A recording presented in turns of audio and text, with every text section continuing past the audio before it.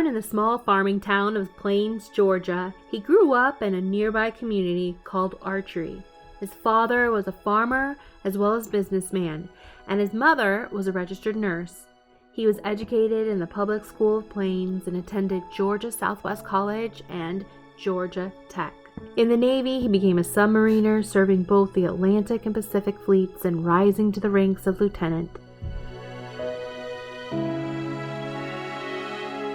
Today we're taking you on a celebration journey. This commemoration begins here in Plains, Georgia, takes you into Atlanta, Washington, and then finally the celebration ends here in Plains, Georgia, where he will rest with his wife, Rosalind. Few people live to be 100, yet even more few live to do a full circle of life, coming back to the town that they grew up in. Born October 1st, 1924, he died nearly 100 years later, December 29th, 2024. The funeral services will last 6 days, and on the 7th day, he will finally be rested with Rosalind, his wife, here in this small town called Plains, Georgia.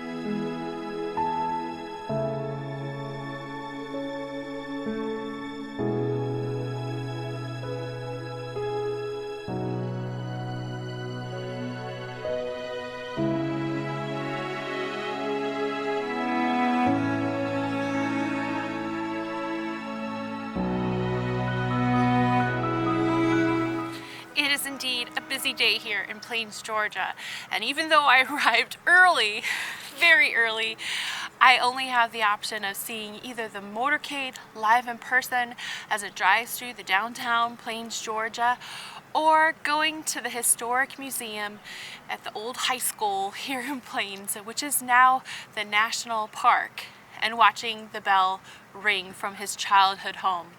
In the Navy for a nuclear submarine program, he was assigned to New York, where he took graduate work at Union College in reactor technology and nuclear physics. When his father died, he resigned his naval commission and returned to his family in Georgia and took over Carter Farms. He and Rosalind operated Carter's Warehouse, a general-purpose seed and farm supply company in Plains, and quickly became the leader of the community, serving on the county boards and supervising education, hospital authority, and the library.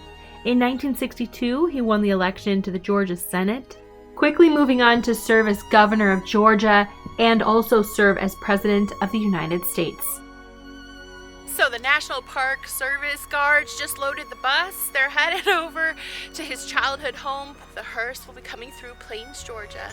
There's a group of 37 extra National Park Service members who travel for events like this, and they had also traveled on that bus and loaded onto the bus to his childhood home so that they could greet him in the hearse when he arrived. The remainder took a very large box of flags out to the street in downtown Plains to distribute amongst the people to be able to celebrate his arrival. Now, this first time coming through the downtown is just the drive to Americus to go and pick up the actual body. I've come from the downtown where the hearse left through the downtown to pick him up at the hospital. We're now going to watch the version on TV of him loading the hearse with the Carter family, and then I'm going to take you back onto downtown Plains, where the hearse will pass through the town before headed over to his childhood home and ringing of the bells 39 times. This will kick off the celebration of his full circle funeral, going from Plains to Atlanta, Washington, and then back home to Plains. Just as in life, he did a full circle. Carter Protection Division will be taking President Carter's remains to the hearse and walk alongside the hearse as the motorcade departs that center.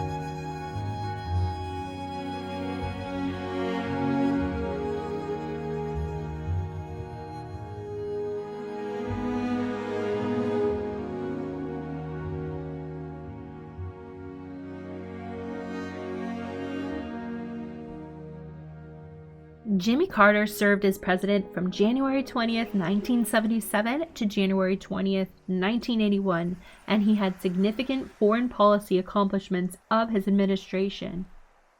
Carter is the author of 32 books, many of which now are revised editions. He also founded the Carter Center and became the university's distinguished professor at Emory University in Atlanta. The Carter Presidential Center was dedicated in October 1986 to include the Jimmy Carter Library and Museum, administered by the National Archives. They also opened the Jimmy Carter National Historic Park in Plains, which is overseen by the National Park Service. In 2002, the Norwegian Nobel Committee awarded the Nobel Peace Prize to Jimmy Carter for his decades of untiring effort to find peaceful solutions to international conflicts and advance democracy and human rights, and also to promote the economic and social development.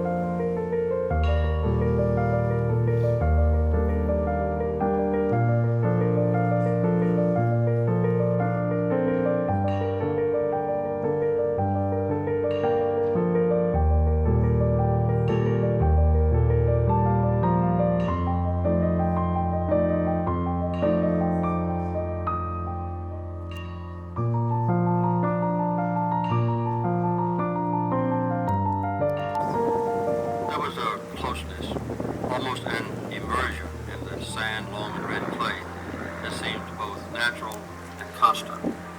I remember how enjoyable it was to walk behind a plow, my bare feet caressed by the soft and cool, freshly turned earth.